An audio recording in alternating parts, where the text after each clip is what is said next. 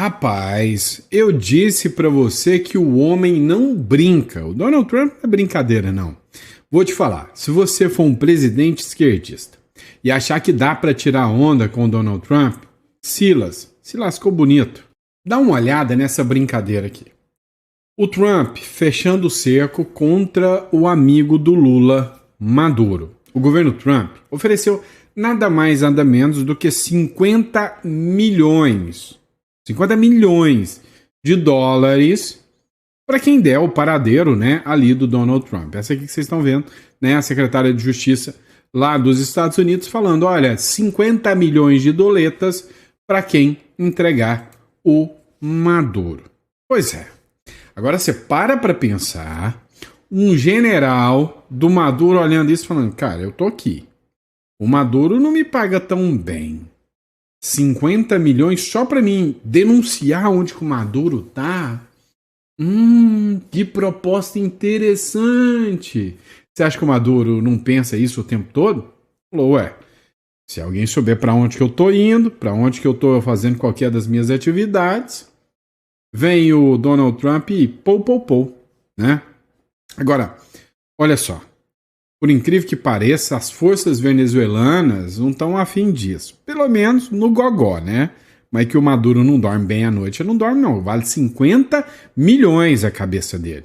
É algo nível Saddam Hussein, é algo nível Osama Bin Laden. Olha essa publicação do Ivan Kleber aqui, o correspondente de Londres. As Forças Armadas venezuelanas declaram apoio ao ditador Nicolás Maduro, rejeitando a recompensa de 50 milhões e acusando os Estados Unidos de injercionismo e de montar uma farsa de Hollywood para desestabilizar a Venezuela. Então é o Donald Trump que está tentando desestabilizar a Venezuela. Não é o Maduro que destrói tudo, não é o Maduro que toca o terror, causa o terror contra o povo, não. Só que é o seguinte, você já ouviu falar do Eric Prince ou da Blackwater? Eu falei sobre isso no vídeo que eu postei ontem, né? Escuta. Mercenário sugere a morte de Maduro após Estados Unidos oferecerem 50 milhões. É o cara que deu uma ajudinha ali pra pegar o Bin Laden, sabe? É o cara que deu um help ali, né? Pro pessoal colocar o Saddam Hussein do Iraque ali na mira. Essa matéria do Metrópolis. Depois do governo dos Estados Unidos aumentar a recompensa pela prisão de Nicolás Maduro, o fundador do grupo de mercenários Blackwater, né, o Eric Prince, sugeriu dar um tirinho na cabeça, né, assassinar o presidente da Venezuela. A ameaça aconteceu na última quinta-feira. A recompensa de 50 milhões pelo presidente chavista deveria ser por Maduro, vivo ou morto, disse Prince em resposta ao anúncio do governo norte-americano. Desde a polêmica vitória do atual presidente venezuelano, ou seja, roubo, né, golpe de Estado que ele deu, o líder mercenário diz estar de olho em Maduro. Em setembro de 2024, o Prince lançou uma ação chamada Yacase Venezuela, ou Quase Lá Venezuela, e prometeu cumprir a vontade do povo venezuelano, levar o Maduro no caixão. Até o momento, contudo, a iniciativa tem apenas recolhido doações financeiras, por meio de uma vaquinha online, sem deixar claro o que deve acontecer. Prince é um ex-oficial da Marinha dos Estados Unidos e ganhou visibilidade no início dos anos 2000 após fundar a Blackwater, né? A empresa de mercenários presta diversos serviços ao governo norte-americano no exterior. Ganhou notoriedade em 2007. Na época, foram soldados da Blackwater que tiraram ali a vida de 17 civis na guerra do Iraque, episódio que ficou conhecido como Massacre na Praça Nisour. Prince simplesmente entregou de bandeja o senhor Saddam Hussein, né? Eu tenho certeza que o Maduro deve estar dormindo tranquilinho da vida. O que vocês acham sobre isso? Ele simplesmente é inimigo do Donald Trump. Donald Trump é um cara que, assim, incomoda muito. Vem cá, só para vocês entenderem, a esquerda trata o Donald Trump como um do maior dos monstros, o mensageiro do caos, o cavaleiro das trevas. Mas dá uma olhada nessa publicação do Área Militar. Trump alcançou mais um feito histórico. Trump estabeleceu a paz entre a Armênia e Azerbaijão, lá na Casa Branca. As duas nações do Cáucaso travaram lutas por 35 anos. Agora acabaram de selar a paz. Trump disse que o primeiro-ministro armênio, Nikol Pashinyan, e o presidente azerbaijano Ilham Aliyev também assinaram acordos para os Estados Unidos para buscar oportunidades econômicas juntos, para que possamos explorar totalmente o potencial da região do Cáucaso do Sul. Muitos líderes tentaram acabar com a guerra, sem sucesso até agora, graças a Trump, escreveu Trump na noite de quinta-feira em seu site The Trust Social, né? Ou seja, resolveu mais um pepino. E a gente achava que era o Lula com a mesa de cachaça que ia resolver o problema das guerras do mundo. Como a gente é besta, né? Vamos lá, dá uma olhada nessa aqui. O Trump está de olho não só na Venezuela, não só no nosso querido Madurinho, não. Está de olho também no que está acontecendo aqui no judiciário brasileiro. Dá uma olhada nessa matéria aqui. Paulo Figueiredo, tá? Olha só, 8 de janeiro. O caso da idosa espancada na cadeia chegou aos Estados Unidos. O caso de idosa espancada na prisão chegou à Comissão de Direitos Humanos. Eu coloquei aqui para vocês ontem uma foto, né? A defesa, o advogado, compareceu lá na Câmara dos Deputados com uma foto da idosa de olho roxo. Ela foi espancada pelas demais detentas depois que os carcereiros informaram que ela estava presa por ser bolsonarista. Bandido gosta, né, de bolsonarista, né? Tudo eleitor do Bolsonaro, né? Esses que estão presos aí, essa turminha, né? Então pegaram essa senhora, coitada, espancaram ela lá, arrebentou ela, uma senhorinha de 62 anos, que está condenada a 14 anos de prisão pelo 8 de janeiro. Nunca foi presa antes, nunca teve passagem pela polícia. Aí agora foi presa há 14 anos. Isso é um caso absurdo.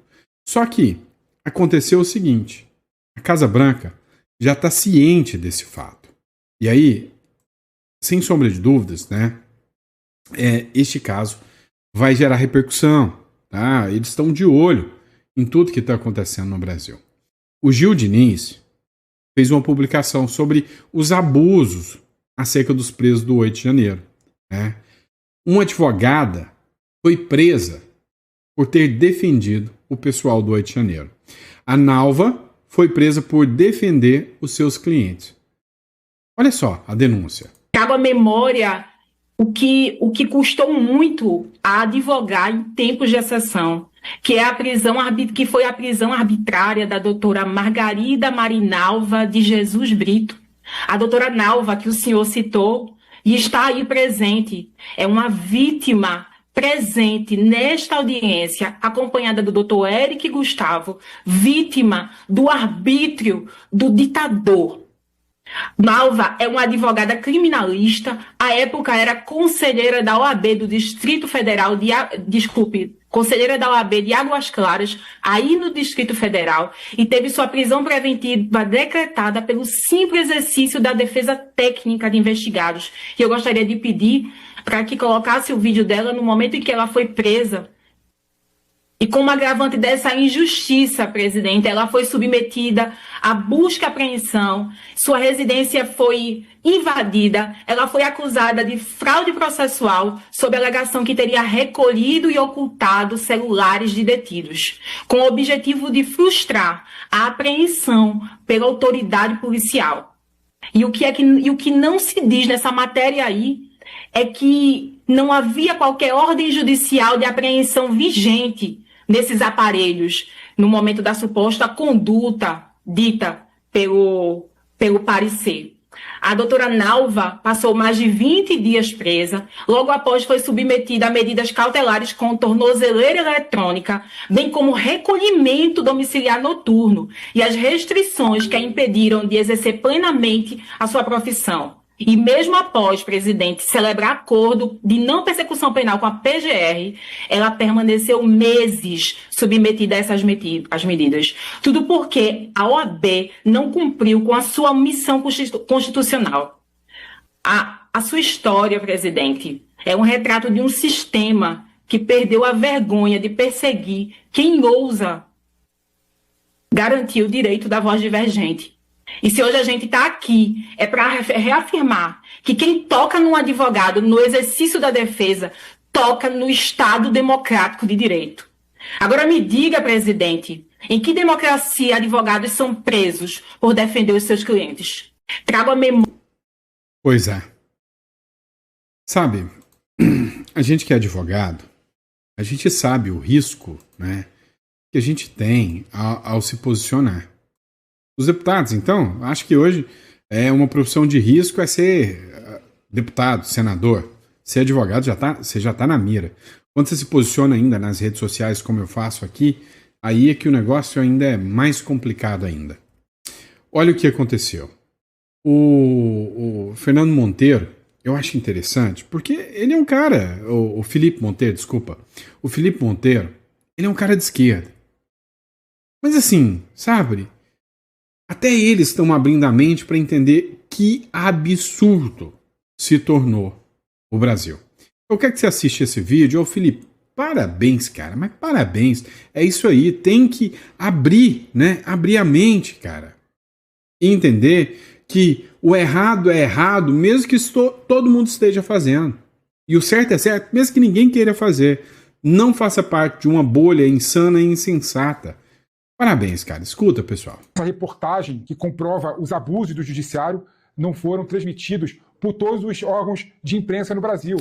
Eu quero falar de um assunto que me deixou extremamente estarrecido e preocupado com os rumos do judiciário e da comunicação no Brasil. Eu falo especificamente da divulgação das mensagens do grupo de WhatsApp que tinham os assessores do ministro Alexandre de Moraes, a tal vaza-toga.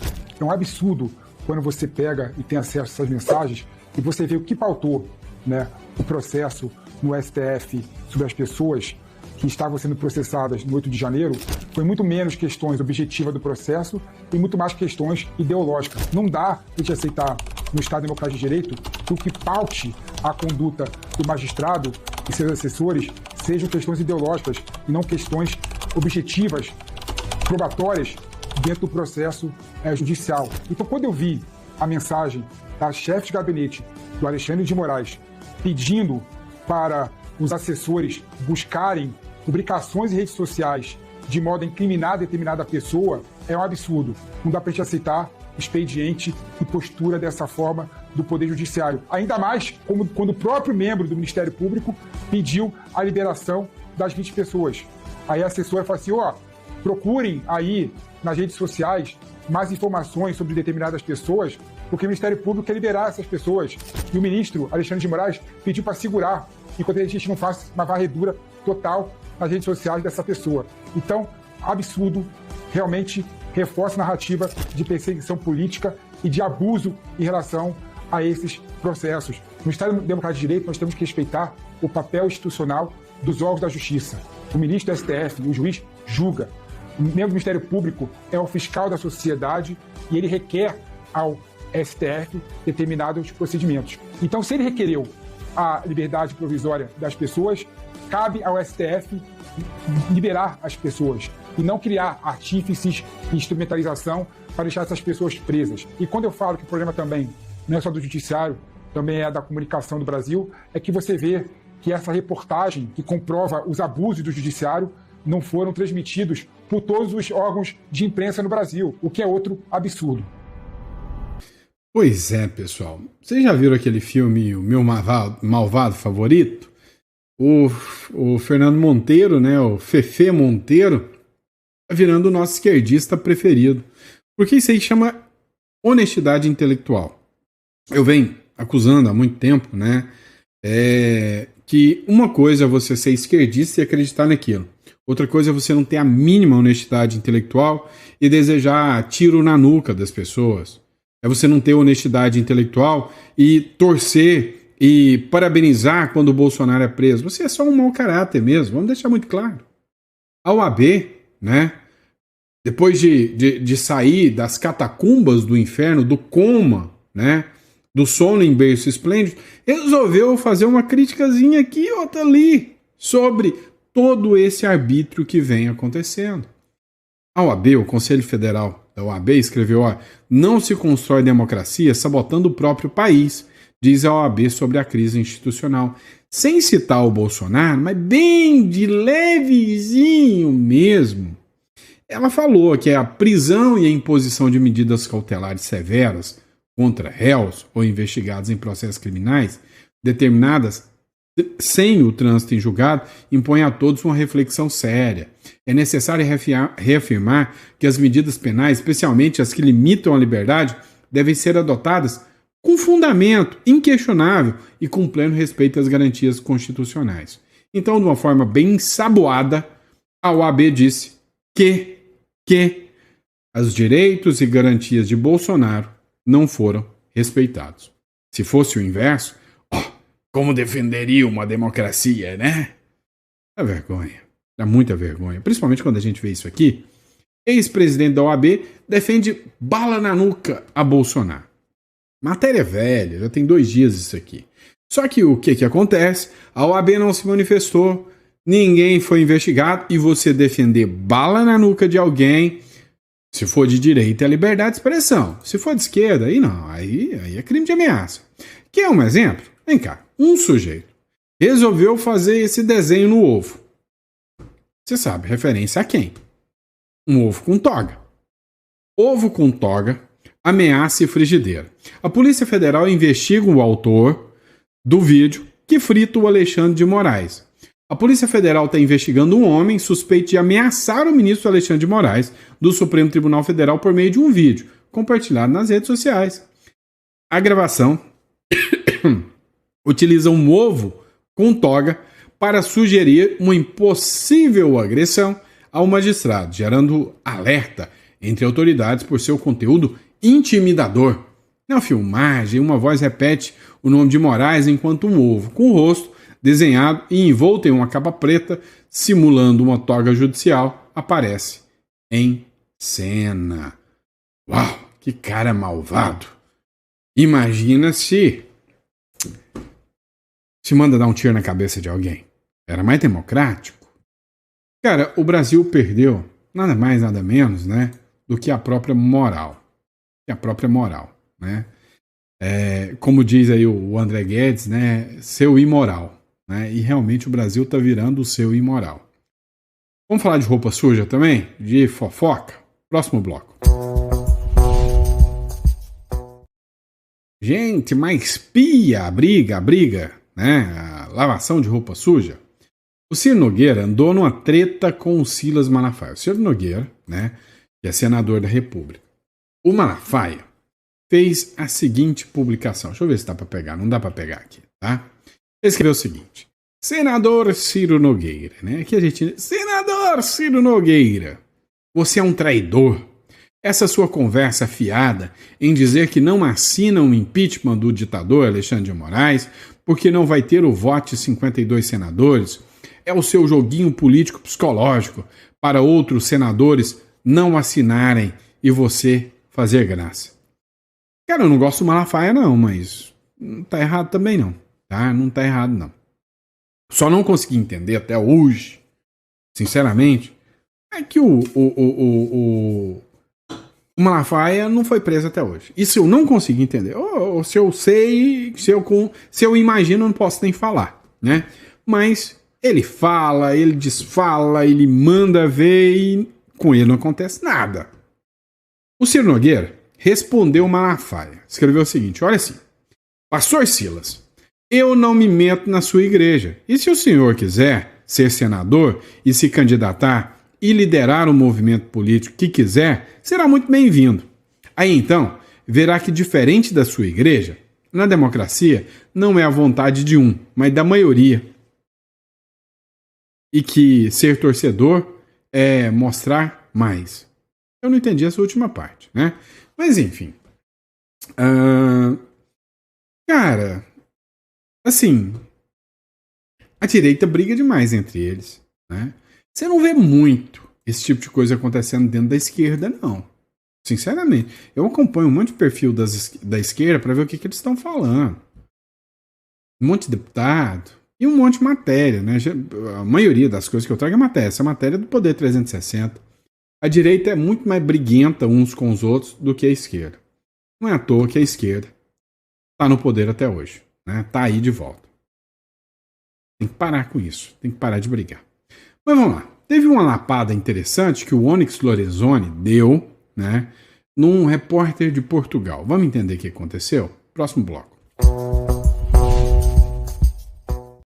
Seguinte, o Onyx Lorenzoni foi dar uma entrevista lá na CNN Portugal. O Onyx Lorenzoni, que é ex-ministro do Bolsonaro.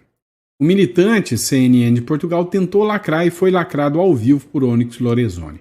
Dá uma olhada nisso aqui. Pessoas dizem que é uma tentativa do governo de Trump de se intrometer nos assuntos do Estado brasileiro. Vê com bons olhos a intromissão de um presidente estrangeiro na vida do Estado brasileiro ou não? Da forma como o senhor coloca, é óbvio que não. Agora vamos fazer da forma verdadeira. O Brasil apoia o Irã, o Brasil apoia o Hamas, o Brasil apoia o Hezbollah, o Brasil apoia a Venezuela, o Brasil apoia Cuba, o Brasil propôs trocar o padrão dólar que o mundo ocidental, inclusive a Europa, apoiou em Bretton Woods em 1944 por uma moeda do BRICS que reúne as ditaduras mais sanguinárias do mundo. Os americanos têm direito de reagir. Os problemas que o Brasil vive é porque o atual governo brasileiro é uma tragédia para o meu país. Aliás, a esquerda brasileira e a esquerda europeia vem se transformando numa tragédia para as nossas nações. É isso que precisa ficar claro. O que Jair Bolsonaro significa, a mesma reação conservadora que os senhores assistem em Portugal através do Chega, através do Vox na Espanha, através do Fratelli d'Italia na Itália, através da Reconstrução Nacional e da AfD na Alemanha, isso está acontecendo no Brasil. Ou seja, há uma reação da sociedade que deseja que a soberania do seu país seja respeitada, que a cultura woke não se instale nos nossos países, que nós tenhamos a nossa liberdade respeitada e que os nossos parlamentos, ao contrário do que tem acontecido na União Europeia, onde decisões de parlamentos europeus têm sido confrontadas pelo Parlamento de Bruxelas, é muito importante que a gente saiba que nós estamos lutando pela liberdade e pela democracia do nosso país. Obrigado por ter estado connosco. No Brasil, uma caminhada para o autoritarismo. Onyx Lorenzoni, ex-ministro do governo de Jair Bolsonaro, obrigado por ter estado connosco aqui na CNN Portugal. Rapaz, a carinha do repórter tava boa demais, tipo assim, ai, por que eu fui perguntar? Ai, por que eu fui falar isso? Nossa senhora, tava doido, contando os minutos. Você sabe aqueles 5 minutinhos? Não, 2 minutinhos. Você tá na porta do banheiro, brigando com o intestino, e a pessoa tá lá dentro e não abre a porta, que parece que você ficou 10 anos na porta do banheiro. É a cabeça desse repórter aqui, que esse minuto de fala do Onyx Lorenzoni, na cabeça do repórter levou 10 anos, né? Quem fala o que quer, ouve o que não quer, né? Simples assim. Vamos lá, pessoal. Olha só. A pressão de Israel, a pressão dos Estados Unidos, você acha que não está mudando o cenário geopolítico mundial? O Líbano, assim, histórico financiador do Hezbollah, que tem uma atuação muito grande aqui na República das Bananas, pode olhar em qualquer matéria aí, tá cheio de jornal falando sobre isso. Líbano acata pedido dos Estados Unidos e prometeu desarmar o Hezbollah. O governo do Líbano acatou um pedido dos Estados Unidos e anunciou que vai iniciar o processo de desarmamento do Hezbollah e outros grupos armados no território libanês. A medida foi divulgada pelo primeiro-ministro do país, Naufal Salam, nessa quinta-feira. A ação faz parte de um cessar-fogo entre Israel e Hezbollah, anunciado pela administração norte-americana em novembro de 2024. A expectativa é de que o possível desarmamento de grupos paramilitares no Líbano aconteça até o fim desse ano. Ou seja, o Donald Trump chegou para mudar o roteiro, para mudar o cenário geopolítico mundial. E tem muita gente já começando a perceber que o Trump não chegou para brincar, chegou para fazer a diferença. Já chegou chegando, como a gente diz lá no Goiás.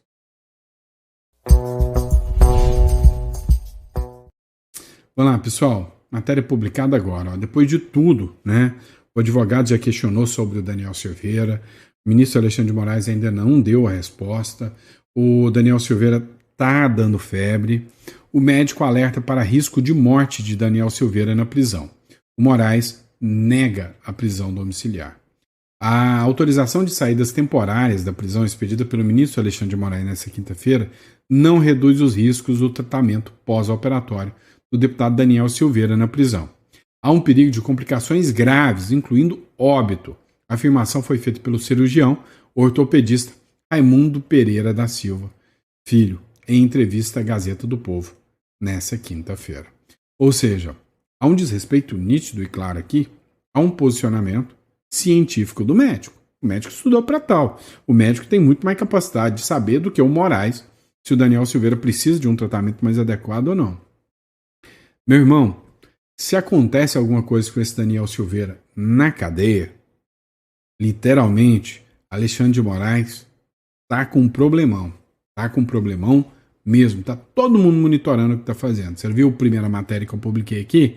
Dizendo que a idosa que apanhou na cadeia já tá lá nos Estados Unidos, nos corredores do Congresso, correndo o assunto? O negócio não tá brincadeira não. Tá? Não tá brincadeira não. Vamos lá, pessoal. Ó, o Hugo Mota ontem fez uma publicação e eu ia colocar esse vídeo para vocês, só vou conseguir colocar hoje. O Marcel Van Hatten foi o último que ficou sentado na cadeira do Hugo Mota, tá? E aí, agora, o PT entrou com ação pedindo a suspensão por 6 meses do Marcel Van Hatten. Dá uma olhada. Entrou com representação contra mim para suspender o meu mandato por 6 meses pela obstrução que a gente fez na Câmara dos Deputados. Aliás, não foi só contra mim, não. Foi também contra o Polon, contra a Júlia Zanata, contra o Zé Trovão e também ele entrou contra o deputado Paulo Bilinski. Ele está querendo penalizar a oposição por fazer uma obstrução pacífica, enquanto eles sim do PT, quando fazem invasão, quando fazem ocupação, é sempre na base da violência. É bom lembrar que se teve violência naquela noite, o único fato registrado foi da deputada Camila Jara agredindo o deputado Nicolas Ferreira. E agora querem nos punir a 1 ano e meio do fim do mandato com 6 meses de suspensão.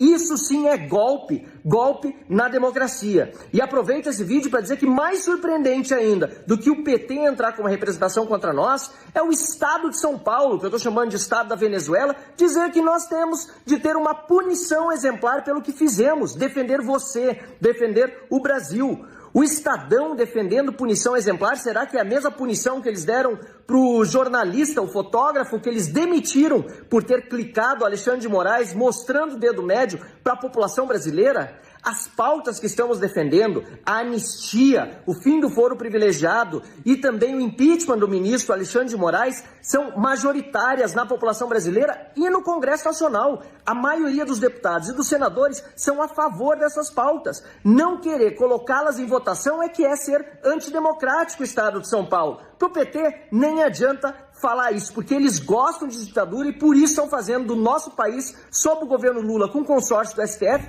uma ditadura. Mas nós vamos continuar enfrentando até o último momento. E se for para sofrer injustiça, para defender aqueles que estão sofrendo muito, mas muito mais injustiças do que nós, eu sofrerei, mas lutarei até o fim pelo que é correto e pelo que é justo. Conto com você também. Fora Lula, fora Alexandre de Moraes. Cara, esse Marcel Van Hatten é um gigante, cara. Pensa num cara que realmente sabe, né, se posicionar, sabe o que tá fazendo. Vamos lá, pessoal. Última matéria que eu quero tratar com vocês hoje é sobre a Simone Tebet, né? Sobre o Brasil e sobre você. Vamos lá. O apagão já começou. Os cortes expõem o risco real de colapso da máquina estatal brasileira. Vem cá. Você acha que a maioria dos economistas brasileiros, os sérios, estão errados? A maioria dos economistas afirma que 2007 será um ano decisivo para o Brasil. O aumento das despesas obrigatórias com saúde, educação e previdência social, entre outras, ocupará todo o orçamento da União e não restará dinheiro para manter muitos serviços públicos em pleno funcionamento. Assim, em menos de 2 anos, a máquina federal pode literalmente parar. O apagão, porém, não virá como uma interrupção abrupta das atividades, e sim como uma gradual desativação dos serviços prestados à população. Vem cá, ô meu amigo, você é o cara que mais paga imposto, né? Os impostos no Brasil são altíssimos e você já tem uma qualidade de serviço de meleca. E aí, com essa turma do PT no poder, literalmente, vai parar tudo. Você vai pagar muito mais imposto. Coitado de quem sobrar com seu dinheiro aqui dentro do Brasil. Coitado. Imagina Lula vencendo em 2026. Você já está ciente, você já está certo de que o Lula vai perder em 2026? Você acredita mesmo que isso vai acontecer? Falando assim, democraticamente falando? Pois é, meu medo é que não. E não sou eu que vou ser o maluco para encarar isso. Então, se você quiser entrar nessa jornada comigo, você vai clicar aqui embaixo. Ó, a saída fiscal para o Uruguai, ou criar uma offshore, criar uma holding, é um mecanismo que pode te proteger do cenário caótico que vai acontecer em 2027. Em 2027, entrando alguém de direita ou de esquerda, vai ser um caos. Vai ser um caos. Se entrar um Milei da vida no Brasil, vai levar tempo para recuperar a economia brasileira. Não sou eu que estou a fim de pagar esse pato. Então, assim, clica na descrição e se o seu interesse foi imigração para o Uruguai, entender os benefícios da imigração, clica na aba de imigração. Se o seu interesse, né, for literalmente entender um pouco mais sobre holdings, offshore, clica no link correspondente. Tá bom? E é isso, pessoal. Obrigado pela confiança, pela credibilidade e até o próximo editorial.